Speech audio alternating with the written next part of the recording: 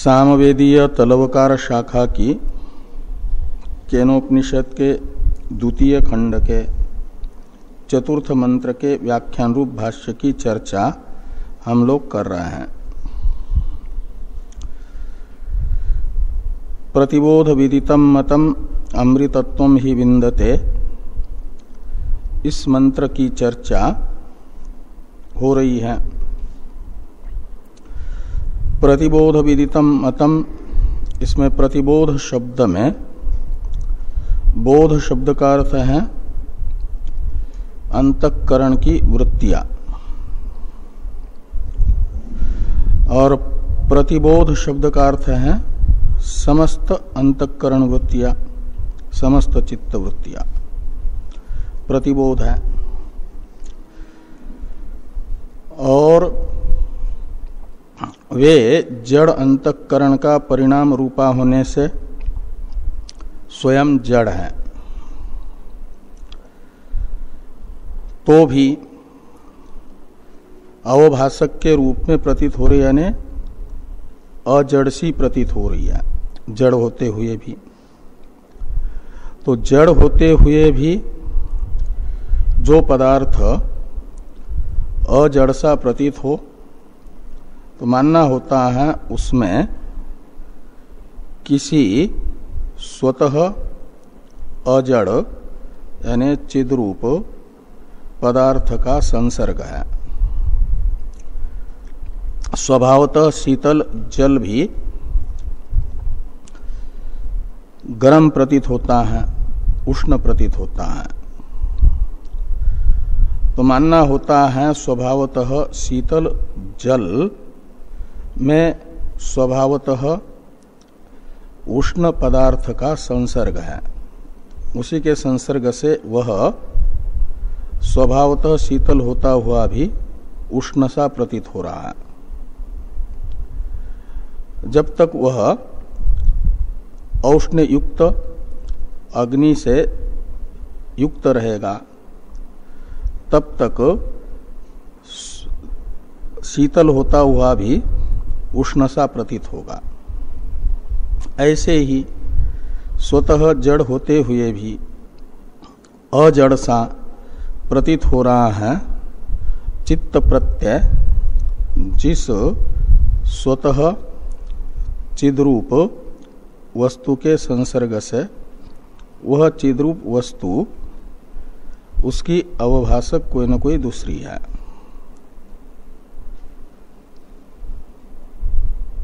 जो अपने सन्निहित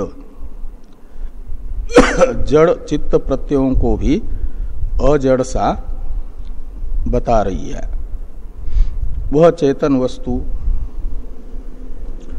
आत्मा है। और वह जैसे अपने अवभाष्य वेष्टि चित्त प्रत्ययों से अलग है, उचित रूप मात्र है, ऐसा समस्त कार्यकरण संघातगत चित्त प्रत्ययों का अवभासक चेतन भी निर्विकार है। और उन दोनों में निर्विकार चिद्रूपता एक रूप होने से, एक ही दोनों का लक्षण होने से, दोनों अलग अलग नहीं एक है। वह समस्त कार्यक्रम संघातगत अंतःकरण वृत्तियों का अवभासक चैतन्य शोधित तदर्थ है। और वेष्टि जिज्ञासु के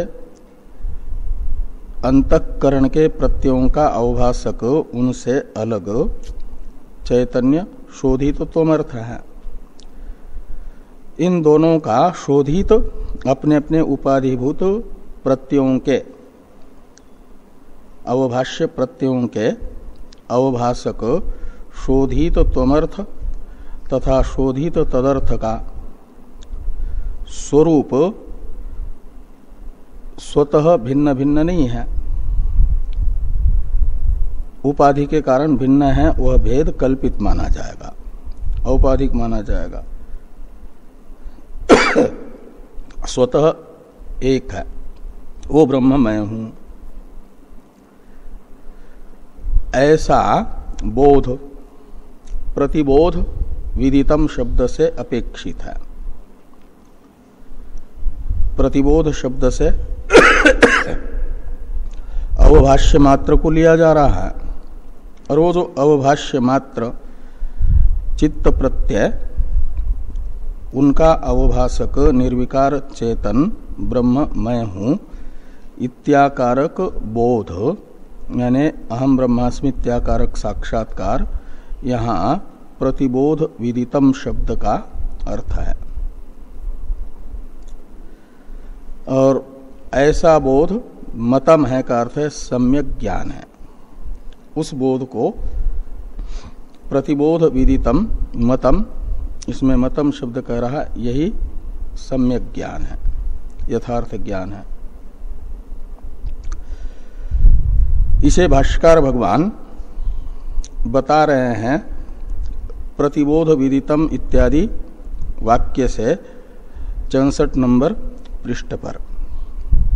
प्रतिबोध विदितम इस पद की व्याख्या यानी विग्रह करते हुए कहा बोधम बोधम प्रति विदितम इति प्रतिबोध विदितम।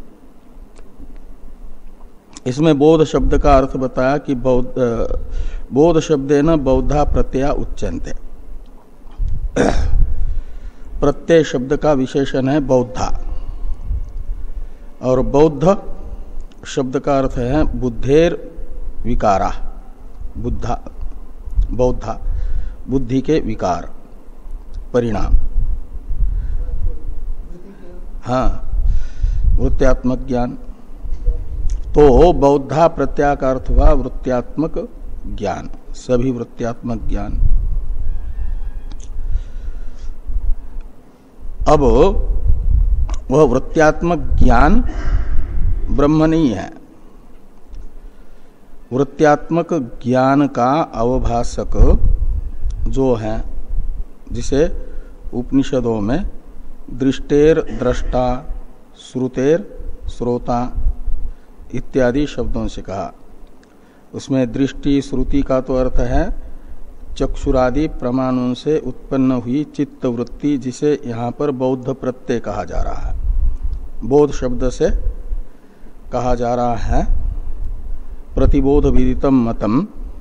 इस पदस्थ बोध शब्द से जिन्हें कहा जा रहा है उन्हें बृहदारण्यक श्रुति में दृष्टि श्रुति मति विज्ञाति इत्यादि शब्दों से कहा गया है।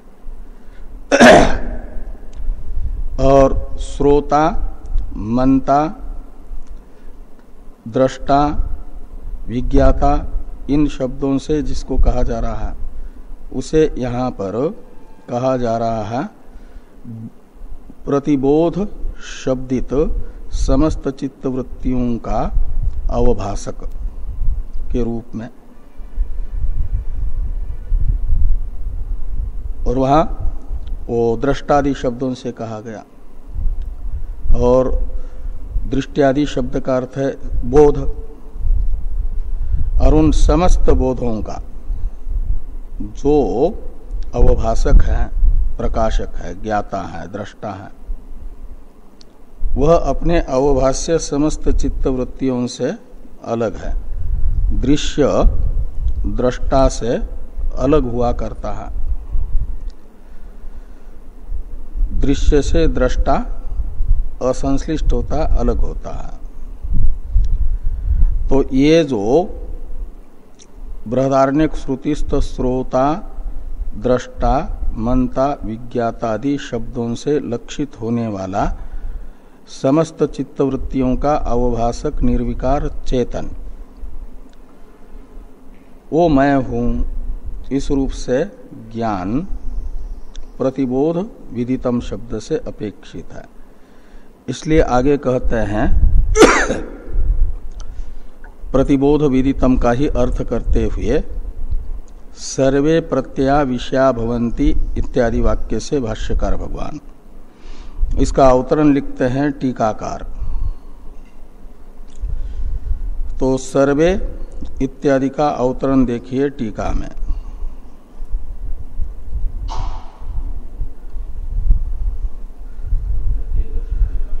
हाँ, सर्व प्रत्यय प्रतिबोध विदितम का था वो तो देखा था। तो इसका अवतरण नहीं है, इसका अर्थ देखिए कि सर्वे प्रत्यया विषया भवन्ति यस्य स आत्मा।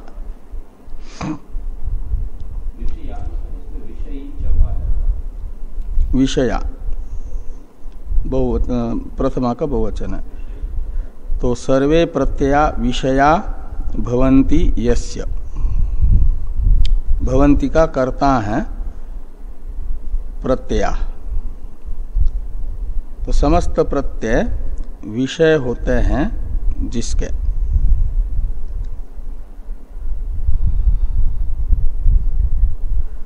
स आत्मा, वह आत्मा है, चेतन है। और वो जो आत्मा है इसका अन्वय करना उसके साथ कि प्रत्ययरेव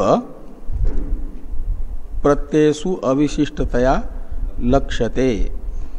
स आत्मा प्रत्ययरेव लक्ष्यते।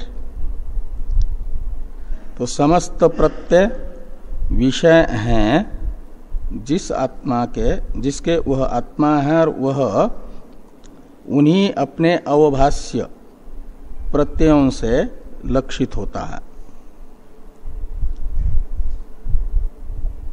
अवभाष्य स्वयं जड़ है, वो बिना चेतन के अवभाषित नहीं हो सकता। उसे अवभाषित कर रहा है जो वह चेतन आत्मा है। इस प्रकार वो लक्षित हो रहा है, दृश्य से दृष्टा लक्षित हो रहा है, ये कह रहे हैं। तो सर्वे प्रत्यया विषया अने दृश्या भवन्ति यस्य स प्रत्ययरेव लक्ष्यते, वह उन्हीं अपने दृश्य प्रत्ययों से ही लक्षित होता है, अवभाषित होता है। वह प्रत्ययों को अवभाषित करने वाला आत्मा है, इसलिए कहा कि स आत्मा। वह और उसका वो बताया जा रहा है कि स आत्मा सर्वबोधान प्रतिबुध्यते। प्रतिबुध्यते यानी अवभाषयते, अवभाषित करता, प्रकाशित करता।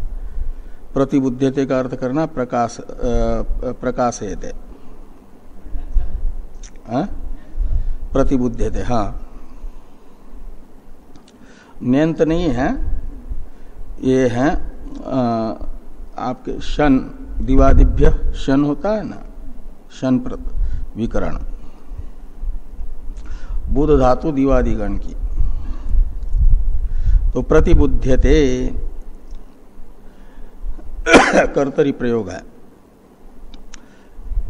इसका अर्थ है कि वह प्रकाशित करता है। किसको? तो सर्वबोधान, बोध यानी चित्तवृत्तियां। तो समस्त चित्तवृत्तियों को वह आत्मा प्रकाशित करता है। तो समस्त चित्तवृत्तियां जिसका विषय है वह अपने विषय को प्रकाशित करता है, आत्मा अवभाषित करता है। इसलिए उसे कहा जाता है सर्व प्रत्ययदर्शी। सर्व प्रत्ययदर्शी में शील अर्थ में वो नीनी प्रत्यय है। सर्व प्रत्ययान पश्यति तत्शील, ऐसी सर्व प्रत्ययदर्शी पद की उत्पत्ति होती है। तो उसका अर्थ होता है समस्त प्रत्ययों को यानी चित्तवृत्तियों को देखना जिसका स्वभाव है। जो देखता है वो उसे प्रकाशित करता है, जानता है। तो सर्व प्रत्ययदर्शी कौन? स आत्मा। समस्त बुद्धिवृत्तियां जिसका विषय बनती हैं वह आत्मा सर्व प्रत्ययदर्शी है। तो उसका स्वरूप कैसा है आत्मा का? तो कहते हैं चित्त शक्ति स्वरूप मात्र, वह चेतन मात्र है, प्रज्ञान घन है। घन शब्द जड़त्व का व्यावर्तक है वहां पर प्रज्ञान घन में, यह मात्र शब्द है जड़त्व का व्यावर्तक, वो चिद्रूप ही है। तो चित्त शक्ति स्वरूप, तो कहा वो समस्त प्रत्ययों को अवभाषित करता है, समस्त प्रत्यय उससे अवभाषित हो रहे हैं। लेकिन उसका ज्ञान किससे होगा, वो कैसे लक्षित होगा? प्रश्न तो ये है कि वह ब्रह्म कैसे लक्षित होगा जो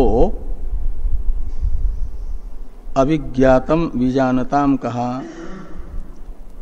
ब्रह्मज्ञानी के लिए ब्रह्म अविज्ञात है, उसका सम्यक ज्ञान कैसे होगा, ये जो प्रश्न है।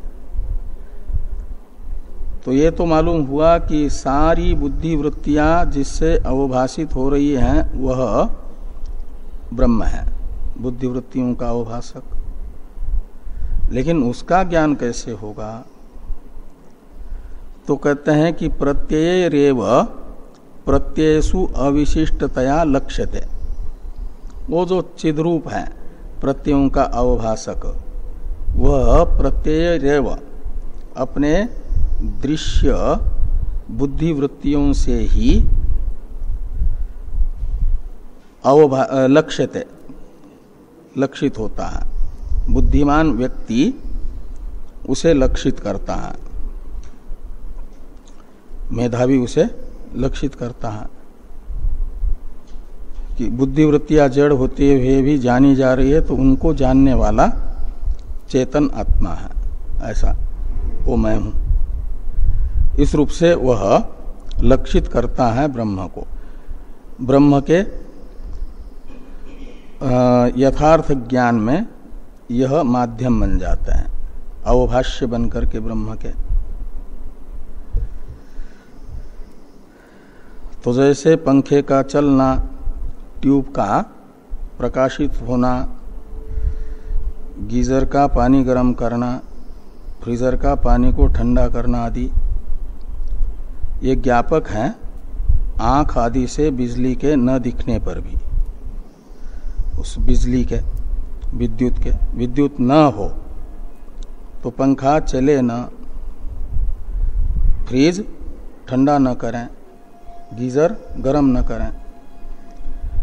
ये सब जिसके उपस्थिति में अपना अपना व्यापार कर रहे हैं वह विद्युत है। ऐसे विद्युत के अस्तित्व के उपस्थिति के ज्ञापक बन जाते हैं जैसे पंखादि, ऐसे ही ज्ञापक हैं चित्त वृत्तियां अपने अवभाषक ब्रह्म की, आत्मा की। इसलिए कहा कि स आत्मा प्रत्ययरेव लक्ष्यते, प्रत्ययों से ही लक्षित होता है। प्रत्ययरेव लक्ष्यते कैसा? तो प्रत्ययसु अविशिष्टतया। तो प्रत्ययसु अविशिष्टतया का अर्थ करते हैं टीकाकार, प्रत्ययसु अविशिष्टतया यानी अनुगत रूपेण।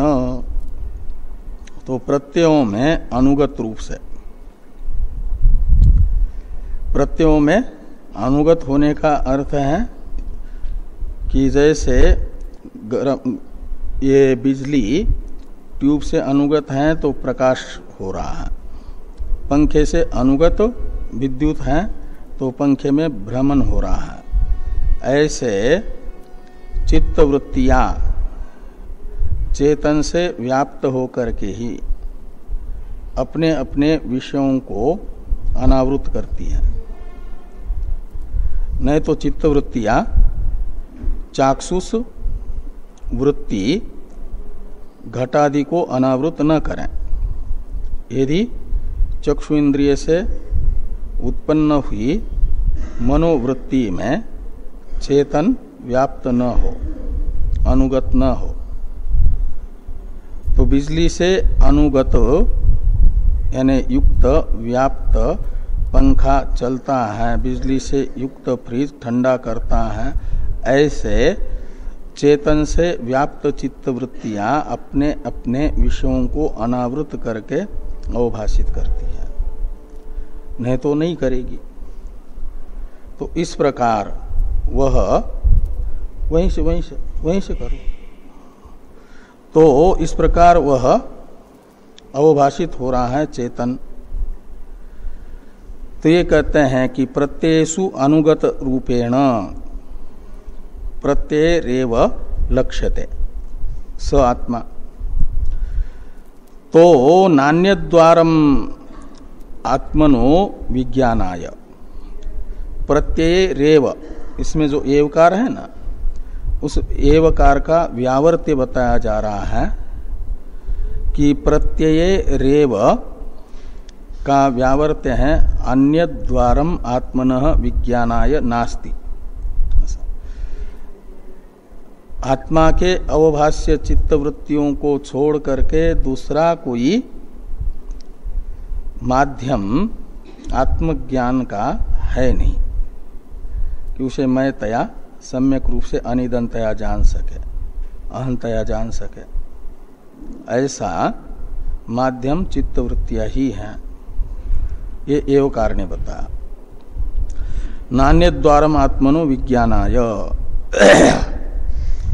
इसीलिए अब ये प्रतिबोध का अन्वय विदितम के साथ करते हुए प्रतिबोध विदितम का अर्थ कर रहा है।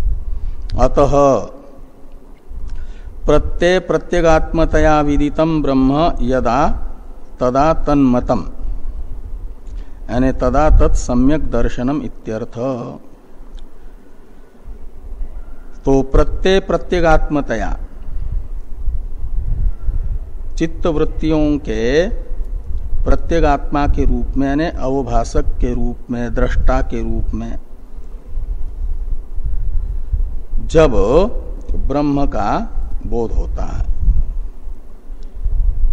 समस्त कार्यकरण संघात तथा मेरे कार्यकरण संघातगत चित्त वृत्तियों का अवभाषक चेतन ब्रह्म मैं हूं,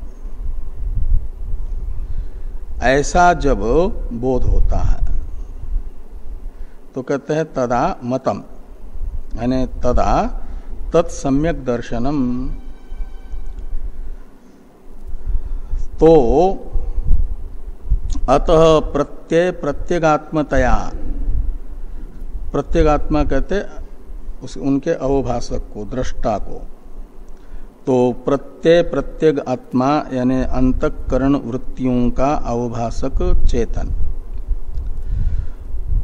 वो मैं हूं इस रूप में विदितम ब्रह्म यदि जान लिया तो कहते हैं तदा यदा विदितम तदा तन्मतम, यदा तदा का अध्यार करना है।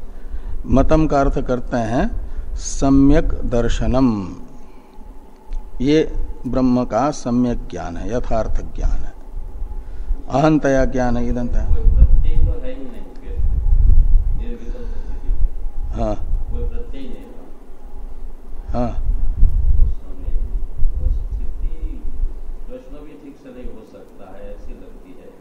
ये तो तब होती है एक भी वृत्ति न रहे। हाँ, वो केवल वृत्तियों का ही अवभाषक नहीं है, वृत्तियों के अभाव का भी अवभाषक है। वह वृत्तियों के भावाभाव का अवभाषक है। वृत्तियां रहती हैं तो वृत्तियों का अवभाषक रहता है, वृत्तियां नहीं रहती हैं तो वृत्तियों के अभाव का अवभाषक होता है। वो भावाभाव का साक्षी है, केवल भाव का ही नहीं। तो उस समय जो है स्वयं भाषित होगा और अभाव को भाषित करेगा वृत्तियों के, और जब वृत्तियां हैं तो वृत्तियों के उसको भाषित करेगा।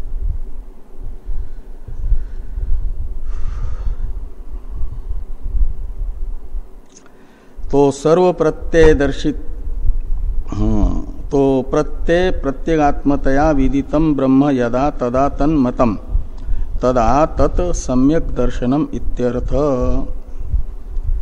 आगे हैं सर्व प्रत्ययदर्शित्वेच इत्यादि की अवतरण टीका। इसे देखिए। येन चित्स्वरूपेण अहम अत्र साक्षी तस्य सर्वत्र अविशेषात् नैकस्मिन् एव देहे अहम साक्षी। आगे क्या है? तो वेदोत्पत्ति भेद है। अच्छा, इसमें वेद ऐसा छपा, भेद है तो ठीक है। तो भेदोत्पत्त्यादीनाम च साक्ष्यगतत्वेन साक्षिण एकत्व नित्यत्वादिकम अपि सिद्ध्यति इत्याह सर्व प्रत्ययदर्शित्वेच। तो ये जो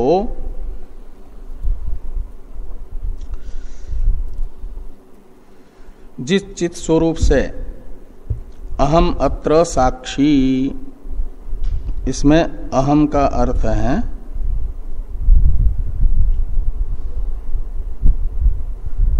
क्या नाम, अहम अत्र में अत्र शब्द से लेना साधक अपने उपाधिभूत वेष्टि संघात को लेगा, कार्यक्रम संघात को अत्र शब्द से, यानी तत्वमसि वाक्यांतर्गत त्वम पदार्थ की उपाधि अत्र शब्द से लेना है। तो अहम अत्र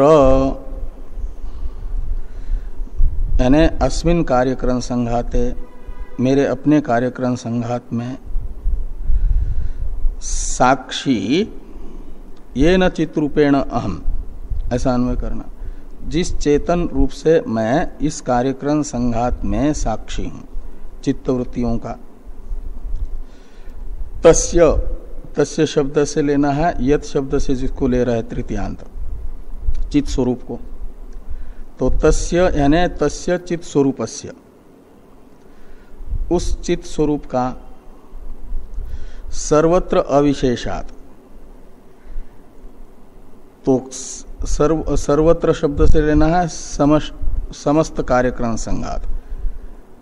तत्वमसि वाक्यांतर्गत तत्शब्द की उपाधि, तत्पदार्थ की उपाधि समष्टि बुद्धि, और उस समष्टि बुद्धि में समस्त कार्यक्रम संघातों में जो चित्त वृत्तियां हैं उनका साक्षी, और इस कार्यक्रम संघात का संघातगत चित्त वृत्तियों का साक्षी जो चित्त स्वरूप है वह दोनों अविशेष है का मतलब एक है। विशेष का अर्थ होता है भेद, अविशेषात का अर्थ होता है अभेदात। तस्य अविशेषात यानी तस्य चिद्रूपस्य अविशेषात यानी ऐक्यात, अभेदात, एकत्वात, वो एक है, अलग अलग नहीं है। तो ये न चित्रूपेण चित स्वरूपेण अहम अत्र साक्षी तस्य सर्वत्र अविशेषात यानी एकत्वात। नैकस्मिन् एव देहे अहम साक्षी, अकेले इस वेष्टि कार्यक्रम संघात में मात्र मैं साक्षी हूं और बाकी कार्यक्रम संघातों में अलग अलग साक्षी है, ऐसी बात नहीं।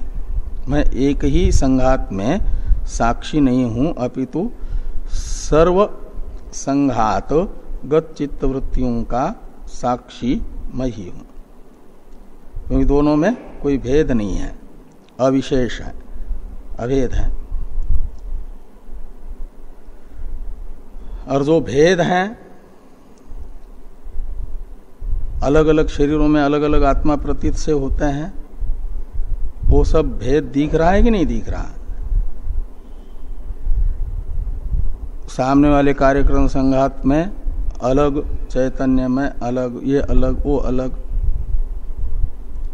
तो ये भेद दिख रहा है का अर्थ है भेद साक्ष्य कोटि में आ गया, दृश्य कोटि में आ गया।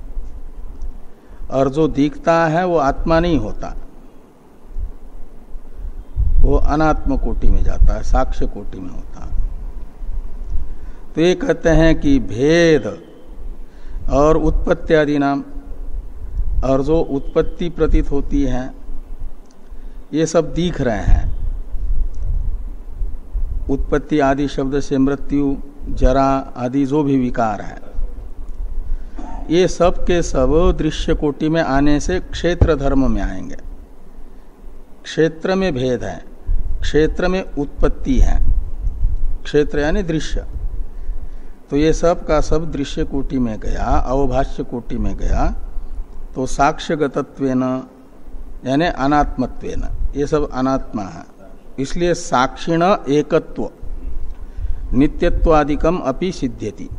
तो साक्षी तो एक है, नित्य है, और आदि शब्द से निर्विकार है, निर्दोष है, शुद्ध है, ये सिद्ध होता है।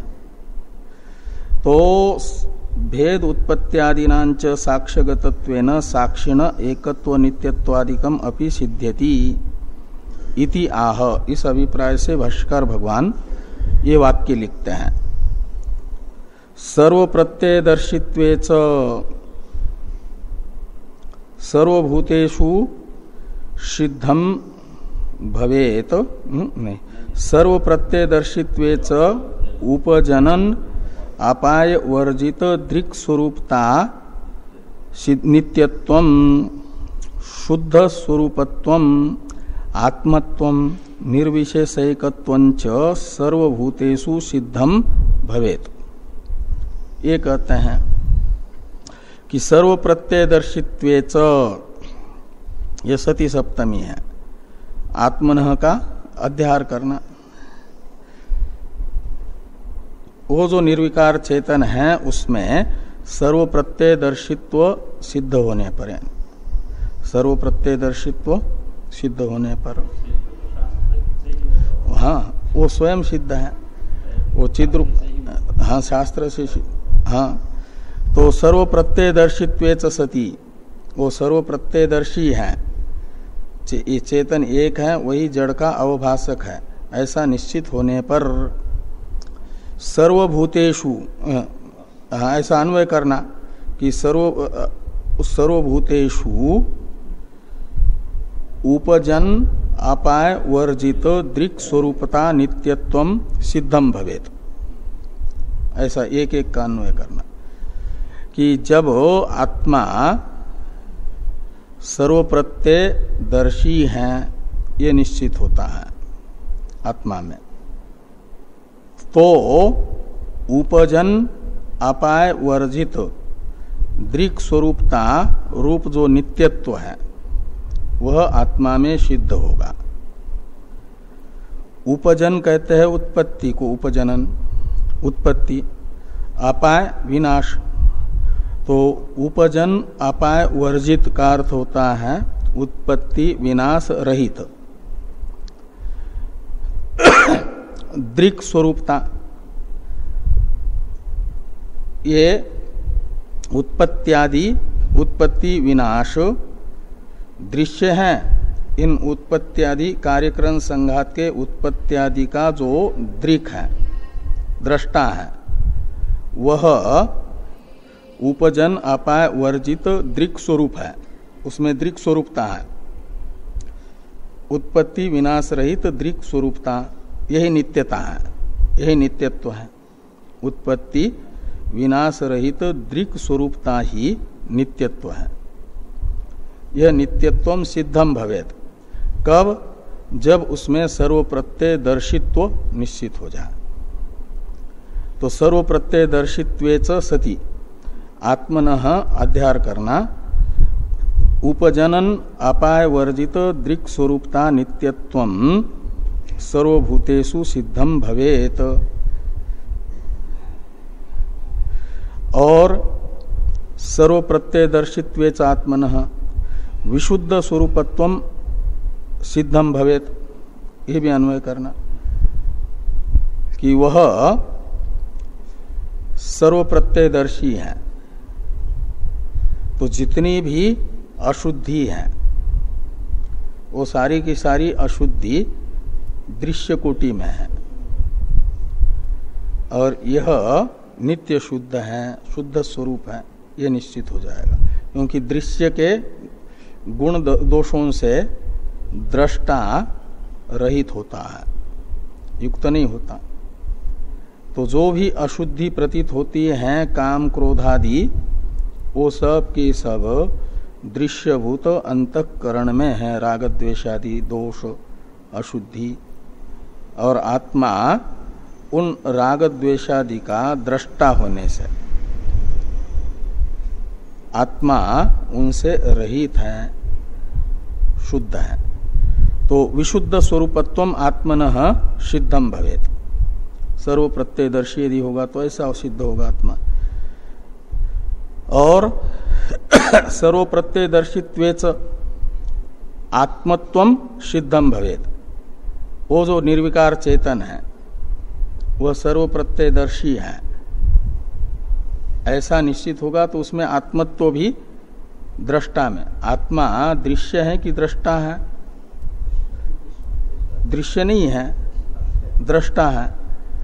तो और दृष्टा एक ही है,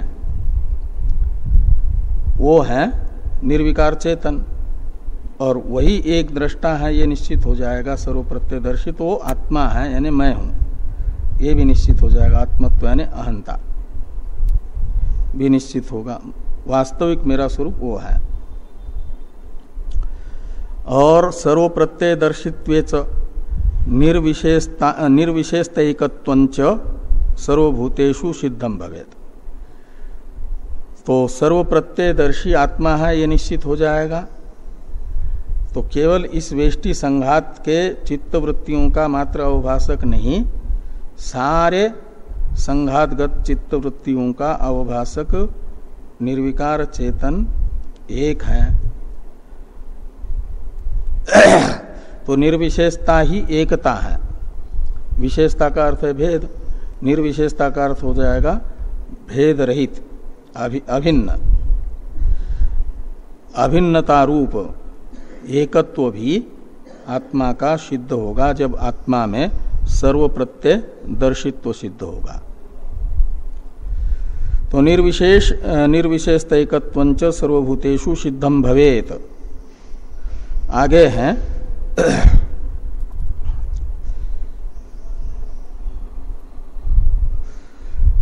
इसमें हेतु बताया जा रहा है, ये सब क्यों सिद्ध होगा एकत्वादि? कहते इसलिए कि लक्षण भेदाभावात योम्न इव घटगिरि गुहादिषु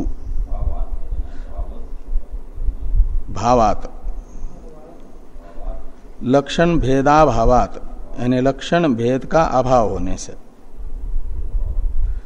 लक्षण भेदाभावात ये हेतु है। लक्षण कहते हैं स्वरूप को,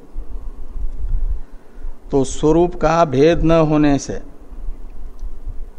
मेरी उपाधि भूत अंतःकरण वृत्तियों के अवभाषक चेतन का और समस्त कार्यकरणगत चित्त वृत्तियों के अवभाषक चेतन का लक्षण यानी स्वरूप भिन्न न होने से, लक्षण भेदाभावात एक होने से क्या सिद्ध होगा? दृक् स्वरूपता नित्यत्वम इत्यादि जो बताए ये सब सिद्ध हो जाएगा, ये कह रहे हैं। तो लक्षण भेदाभावात, इसको समझाने के लिए दृष्टांत बताते हैं। एक स्वरूप हो यदि तो उपाधि के अलग अलग होने पर भी सर्वत्र वास्तविक भेद नहीं होता, एकत्व ही रहता है। तो जैसे घटाकाश, गिरि आकाश, गुहा आकाश, ये जो घट गिरि गुहा आदि में तो अंतर है, लेकिन इन उपाधियों से घिरा हुआ जो आकाश है उसका जो अवकाशात्मक स्वरूप है उसमें कोई अंतर नहीं है, भेद नहीं है।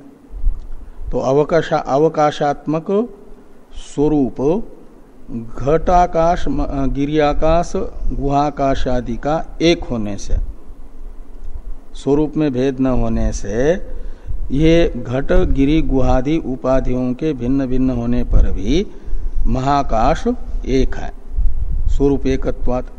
जैसे सब में आकाश एक है, ऐसे सब कार्यक्रम संघातगत समस्त बुद्धि वृत्तियों का अवभाषक चेतन एक है, ये कहा जाता है। आगे हैं विदिता विदिताभ्याम अन्यत ब्रह्म इत्यादि भाष्यवाक्य की अवतरण टीका। विदितत्वा विदितत्वयोः साक्ष्यगतत्वेन तद अन्यत्वम अपि अस्मिन् पक्षे संभवति इत्याह विदिता विदिताभ्याम अन्यत इति। तो ये कहते हैं कि विदिता विदिताभ्याम अन्यत, इस वाक्य के द्वारा ये बता रहे भाष्यकार भगवान कि आत्मा ब्रह्म है। ये जो आगम वाक्य के द्वारा बताया गया अर्थ है, यह अर्थ भी सिद्ध होता है। आत्मा में विदित अन्यत्व अविदित अन्यत्व सिद्ध होता है। कब? आत्मा में सर्व प्रत्यय दर्शित्व सिद्ध होने से। क्योंकि जो विदितत्व है, विदित कहा जाता है कार्य को, विदितत्व का अर्थ हो जाएगा कार्यत्व। अविदित कहा जाता है कारण को, अविदितत्व का अर्थ हो जाएगा कारणत्व। तो शुद्ध स्वरूप जो आत्मा है उसमें कार्यत्व भी नहीं है, कारणत्व भी नहीं है। ये कार्यत्व और कारणत्व यानी विदितत्व तथा अविदितत्व ये दृश्य कोटि में है, साक्ष्य कोटि में है। और उन साक्ष्यभूत विदितत्व अविदितत्व का साक्षी है निर्विकार चेतन आत्मा। वह अपने साक्ष्य विदितत्व अविदितत्व से अलग होगा। उनका अवभाषक, घट का अवभाषक देवदत्त जैसे घट से अलग है, ऐसे विदितत्व अविदितत्व से अलग है विदितत्व अविदितत्व का अवभाषक। इस अभिप्राय से लिखते हैं कि विदितत्व अविदितत्व यो हो, पदार्थों में अनात्म वस्तु में रहने वाला विदितत्व धर्म यानी कार्यत्व धर्म, अविदितत्व धर्म यानी कारणत्व धर्म, इनसे इनका भी साक्ष्यगतत्वेन ये साक्षीगत है। तो इसलिए तद अन्यत्वम अपि अस्मिन् पक्षे संभवति। आत्मन अध्याय करना कि ये जो विदित अविदित हैं उनको तद अन्यत में तत् शब्द से लेना। ताभ्याम अन्यत्वम तद अन्यत्वम, ताभ्याम यानी विदित अविदिताभ्याम अन्यत्वम आत्मनः सिद्धम भवति। आत्मा तो साक्षी है और विदितत्व अविदितत्व तो साक्ष्य है, इसलिए साक्ष्य रूप विदितत्व अविदितत्व से अलग आत्मा सिद्ध होगा। इस अभिप्राय से लिखते हैं विदिता विदिताभ्याम अन्यत ब्रह्म इति आगम वाक्यार्थ। विदित अविदित से अलग ब्रह्म है, ये जो आगम कह रहा है। विदित अविदित से अलग है आत्मा, विदित अविदित है हे उपादेय, और हे उपादेय से अलग आत्मा होता है, और हे अनुपादेय कार्य कारण रहित। और वही ब्रह्म है, आत्मा ब्रह्म है, ये आगम वाक्यार्थ है ना। आगम वाक्य है अन्य देव तद विदिता तथो अविदितादि, उसने बताया कि आत्मा ब्रह्म है। ये जो वाक्यार्थ है वह एवं परिशुद्ध क्या है आगे? हाँ, इसमें गव हो गया, ये वो होना चाहिए। हाँ, ये वो ठीक है। तो एवं परिशुद्ध एव उपसंहृतो भवति, एव। हाँ,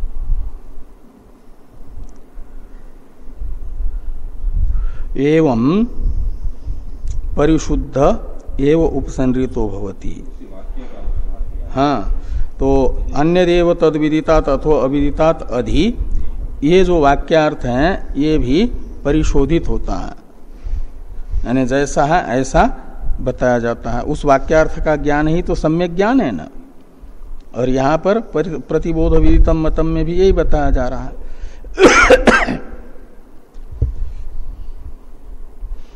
इसलिए अन्य देव तद विदितात अथो अविदितात अधि का ज्ञान कैसे होगा सम्यक ज्ञान, तो कहा ये इस प्रकार है। समस्त चित्त वृत्तियों का अवभाषक निर्विकार चेतन सारे कार्यक्रम संघातों में एक है, वो मैं हूं, ऐसा ज्ञान आगम वाक्य का सम्यक ज्ञान है। आत्मा ब्रह्म है इत्याकारक ज्ञान है।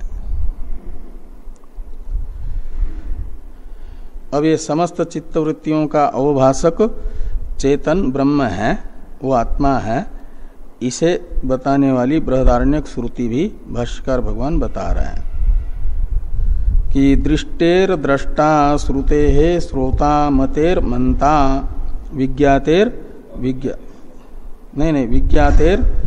विज्ञातेर विज्ञाता। हाँ, वो मतेर मंता अलग है।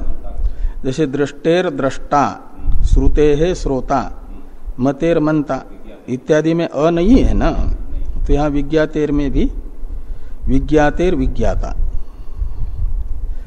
तो दृष्टि श्रुति मति विज्ञाति शब्द से अंतःकरण की ही वृत्ति विशेषों को लेना, चक्षु इंद्रिय तथा उसके विषय के सन्निकर्ष से उत्पन्न हुई जो घटाद्याकार चित्तवृत्ति है वो दृष्टि है।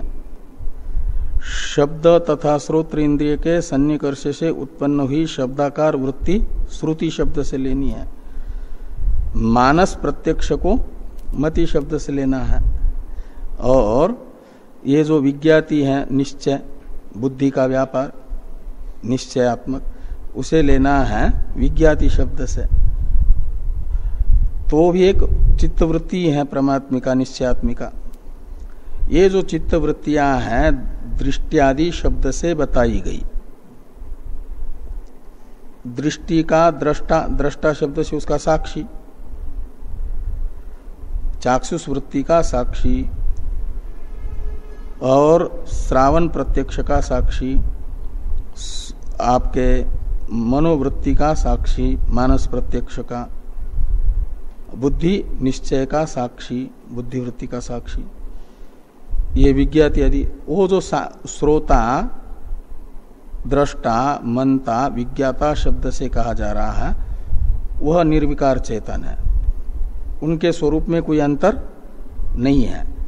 इधर उसका दृश्य अलग अलग हुआ इसलिए दृष्टा श्रोता इत्यादि शब्दों से कहा जा रहा है। जब चाक्षुष वृत्ति का दृष्टा अवभाषक होगा साक्षी होगा तो दृष्टा, श्रावण वृत्ति का साक्षी होगा तो श्रोता। लेकिन वो दृष्टा और श्रोता कोई अलग अलग नहीं है, साक्ष्य उसके अलग अलग हो रहा है। लेकिन श्रोता मनता इत्यादि शब्दों से कहा जाने वाला साक्षी निर्विकार चेतन एक है, उसका स्वरूप एक है, वो अलग अलग नहीं। साक्षी को ही बताया जा रहा है निर्विकार चेतन को। हाँ, साक्ष्य अलग अलग है इसलिए वो अलग अलग नाम आ रहा है साक्षी के भी। तो यह श्रुति समस्त वृत्तियों का अवभाषक निर्विकार चेतन को बता रही है, वो ब्रह्म है। इस प्रकार प्रतिबोध विदितम मतम इस वाक्य की व्याख्या करते हुए भाष्यकार भगवान ने ये बताया कि मैं ब्रह्म हूं इत्याकारक ज्ञान सम्यक ज्ञान है। ये ब्रह्म का अनिदंतया ज्ञान हुआ, अहंतया ज्ञान सम्यक ज्ञान है। अब प्रतिबोध विदितम मतम ये जो प्रथम पाद है इसकी व्याख्या पूरी हुई भाष्य के अनुसार, सिद्धांत के अनुसार। आगे जो आ रहा है यदा पुनर्बोध क्रिया करता इति इत्यादि वाक्य जो तार्किक है वैशेषिक, वे प्रतिबोध विदितम मत इस पद की व्याख्या कुछ अलग प्रकार से करते हैं। प्रतिबोध विदितम में बोध शब्द का अर्थ करते हैं ज्ञान क्रिया, और प्रतिबोध विदितम मतम शब्द का अर्थ करते हैं, प्रतिबोध विदितम का अर्थ करते हैं ज्ञान क्रिया कर्ता के रूप में, यानी बोधा के रूप में आत्मा को जानना ही आत्मा का सम्यक ज्ञान है। ज्ञाता के रूप में ज्ञान क्रिया कर्ता के रूप में जाना गया ब्रह्म सम्यक ज्ञात है, ये कहते हैं। जैसे वायु को आंख से नहीं देखा जाता, और कोई आपको पूछ रहा है कि वायु कौन है, तो उसे क्या समझाएंगे कि जो वृक्ष की शाखाओं को हिलाता है वह वायु है। तो वायु का परिचय कराया जा रहा है, वायु का ज्ञान कराया जा रहा है वृक्ष शाखा संचालकत्वेन रूपेण, वृक्ष शाखा संचालन में जो हेतु है। तो वृक्ष शाखा संचालन क्रिया उसका लक्षक बन रही है, वो कर्ता संचालन करता वायु है। ऐसे प्रतिबोध विदितम यह पद वैशेषिक कहते हैं जो ज्ञान क्रिया का कर्ता है, ज्ञानवान है, वह आत्मा है। इसलिए ज्ञानाधिकरणम आत्मा, यह आत्मा का लक्षण ही करते हैं। तो ज्ञान रूप क्रिया के कर्ता को आत्मा कहते हैं, वो उसका सम्यक ज्ञान है, ज्ञातृत्वेन रूपेण, ज्ञाता के रूप में। ये सम्यक बोध विदितम का अर्थ वो करेंगे उनके इस व्याख्यान का अनुवाद करके।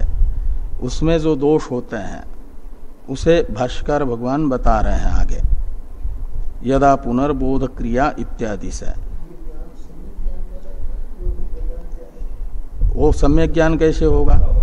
जो सम्यक ज्ञान वेदांती जो बता रहे वो भी और ये भी, ये दो नहीं होंगे सम्यक ज्ञान, वो उसमें कई एक दोष आएंगे, ये बता रहे। तो सम्यक ज्ञान तो जो है वो अभी बताया, सर्व चित्त वृत्ति अवभाषक निर्विकार चेतन समस्त कार्यक्रम संघातों में एक ब्रह्म है, वो मैं हूं, ये ज्ञान सम्यक ज्ञान है, ये बता दिया।